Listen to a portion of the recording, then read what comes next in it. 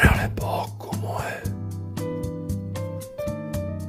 U danu ovom vrelom, kada tela naše gore u plamenu koje tinje u nama. I znamo, mi odlično znamo da smo u vatri tvoj izgoreli, u plamenu vrelom nas dvoje.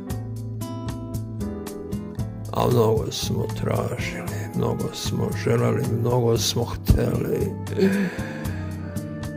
A šta bismo sve zajedno mogli ljubavi, da smo samo krila raširili i lebdeli prostranstvima mnogim, samo našim.